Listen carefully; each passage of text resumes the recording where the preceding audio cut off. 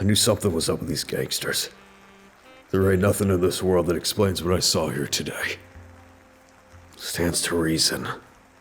Whatever's helping them must be out of this world. Either way, just being a detective ain't gonna cut it anymore. I gotta be something else. I have a confession to make. I'm bad at maths. So I think I'm going to spend a good while trying to solve the Burton Equation. It's a single-player Half-Life 2 mod which is free on Steam, it took me 3.5 hours to beat, and I'll lead by saying I was charmed by it. I had enough fun that I'd consider the time well spent, and it's a fine creative showcase. I'm saying this because this video is going to sound pretty critical on the whole, but it's out of a mix of intrigue and respect. Detectives should scrutinise after all.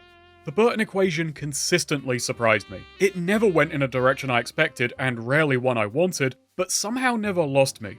This began shortly after the premise. We play as gritty gumshoe Zachary Burton, who lives in a Chicago terrorised by the Metro Gang, led by the notorious gangster Fabreen. When a dame walks into his office and pleads for his help, well, that's about all the push he needs to get out there and do something about it. It's a perfectly pulpy premise. This is before the trappings of both detective fiction and Half-Life quickly exit the equation. I expected something of a slow burn intro, with scene setting and perhaps some investigation, learning details of Fabreen's plot before we arrange his funeral plot.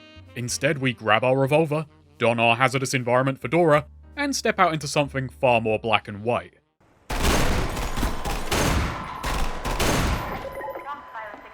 An arcade shooter. Colour me surprised. The Burton Equation is all shooting, all the time, as our intrepid interloper pursues his nemesis Fabreen, thwarting his Combine invasion across 4 colour-coded time periods: Noir, Sepia, Miami, and Terminus. It's a minor point, but the naming scheme falling apart at the halfway mark is funny to me, and it's kind of indicative of where the game is going. I'd have gone with Neon and Alpha to at least try and stay somewhat on message, and tie it closer to Half-Life's theme. The different epochs mix up their general flows and arena layouts, but they never move beyond a corridor shooter design.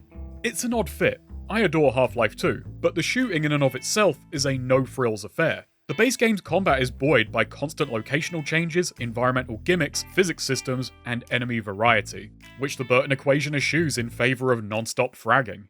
The sparse presence of oddly placed power-ups can't make the shooting something it's not, and it only further highlighted the disconnect. The weapons just aren't viscerally satisfying enough to be given centre stage, and the absence of other arcade staples like score or combo just exacerbates the issue. As a base for corridor shooting, it's like taking a bike to the Nürburgring. It will get you around, but it's the wrong tool for the job. Noir, however, does make a solid first impression. The simplicity of the combat is elevated through fun encounter design which makes good use of elevation and sightlines. I'll especially give props for how well telegraphed entrenched or sneaky enemies are. Placement which could have easily been malevolent instead feels mischievous, which makes for a fun romp. It's like you're continually turning the tables on the Metro Gang. The surprise of being an arcade shooter does also give it some momentum out of the gate, but this energy sadly burns out halfway through the chapter as we run into Fabreen, a frustrating damage sponge of a boss with multiple ads taking place in an open multi-level warehouse. The second genre surprise came when it turned from a corridor shooter into a racing game, as me and Fabreen tried to make the other hit zero the fastest. This is before a rather lifeless backtrack for everything we'd experienced so far. This makes for a poor way to enter the game's mechanical and emotional low point, the Sepia era. With trenches, we go from corridor shooter to warador shooter. It's an endless parade of incredibly repetitive and dull encounters. This is not a linear sequence of scares, but warfare, and this change in setting makes it easier to highlight the mod's overarching problems. The biggest one is weapon and enemy pools between eras aren't meaningfully distinct. Each period besides the last features a heavily inaccurate pistol and SMG, as well as one unique weapon. The one spin on the standard weapon loadout is Burton's ever-present 38. It's a 6-shooter, but it's not a 6-shooter. With barely above average damage and long intervals between shots, it's a weapon which is unsure if it's meant to be a fallback piece, a precision power weapon, or a situational tool to account for the other weapons lacking accuracy. These will be used to combat an enemy roster chiefly populated by Metro cops. Each part after the first also has a unique enemy or two, which gives us the bizarre pacing of nerfed hunters, then manhacks, then zombies, striders, and stalkers. While hardly a surprise for striders, the encounters actually do a good job keeping the threat rising, with Sepia's hunters being far less oppressive than Terminus's zombies. There is still, however, the general problem. The game is repetitive, and each new chapter feels like a reset instead of a next step. It has to awkwardly jolt itself back to life each time, and it doesn't often feel like an escalation. And while these issues are easy to highlight, the enemies themselves are not.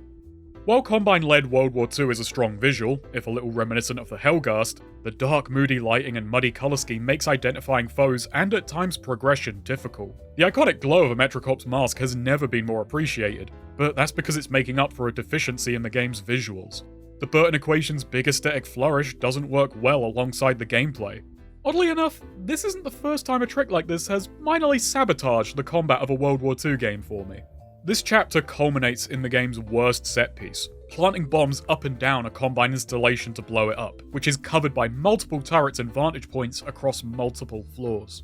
It's a Left 4 Dead style crescendo event jury-rigged into an ill-fitting format. At times spent ducking into the few points of cover to farm health dropped from the endless horde of enemies, which makes for rather undignified breaks in the action. The boss and combat set pieces definitely require work because they more often feel like frustrating survival gauntlets instead of satisfying payoffs to what came before. This blows us into Blow's era, 80s Miami. This is the mod at its height, and not just because it's a skyscraper scramble. As we raid Fabreen's tower, the shooting actually regains quite a good amount of lost energy, going from the hackneyed World War II setting to something more Half-Line Miami, with frenetic room-to-room combat as well as some light navigational puzzles and platforming. Feeling like an evolution of what was working in Noir in a more close-quarters package. The addition of a surprisingly beefy shotgun also doesn't go amiss. This is all set to a soundtrack composed for the mod. The use of music is something I didn't gel with in basically every other era. It's most often going for light comedic juxtaposition, trying to give the firefights an air of frivolity. But the combat is far too stiff for it to work, so it most often rubbed me the wrong way. My ill feelings towards that god-awful arena were not helped by juxtaposing it with an upbeat ditty, which felt more patronising than playful given its difficulty and rhythm.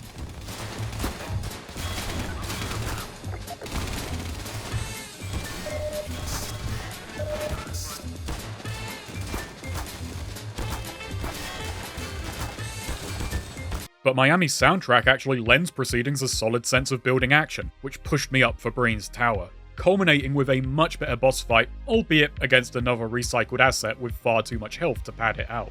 This is before repeating Noir's trick of backtracking through the entire stage, only this time, it works brilliantly, as we rapidly descend through a tower engulfed in flames and rocked by explosions, closing off old routes and opening up new ones in a literally breathless race to the bottom.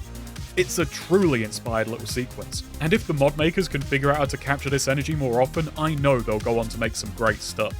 And the time travel motif doesn't end as we make it to Terminus, which feels like I'm fast forwarding through a Half-Life 2 Greatest Hits compilation performed by a cover band, compressing zombie-filled sewers, sniper alleyways, and open plaza strider battles into one chapter heavily reminiscent of Follow Freeman, only this time I suppose it's Get Behind Burton. These low-fidelity recreations of Half-Life 2 set pieces are undeniably endearing, and the zombie tunnels are another oddly well-paced highlight. The player enters with an ammo surplus, and it was easy for me to think I'd be kept stocked, but no. You're actually walking into an extended period of resource scarcity, which sneaks up on you. It's a clever little trap as the player steadily gives the game more and more rope to hang them with, culminating in a combination horde event and item hunt, where with each shot I had to weigh up more and more whether I could afford the next. It's such a deft little switch up of the mechanical genre, leaving it to the player to realise that they'd entered a survival horror scenario, likely only doing it when it's too late.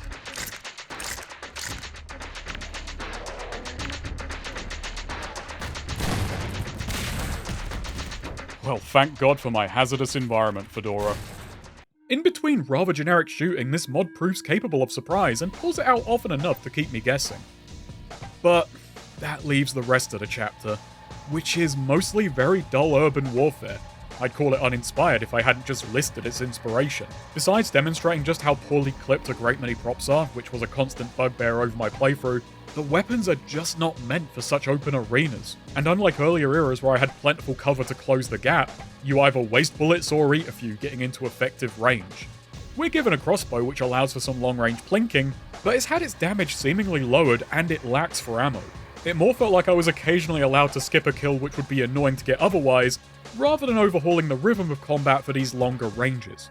And as we make it to the Citadel, we get an expected but not unwelcome finale as we're slingshotted between each time zone with this final chapter's much greater arsenal, capped off rather brilliantly with an OICW, a beta weapon which was ultimately replaced by the pulse rifle in Half-Life 2.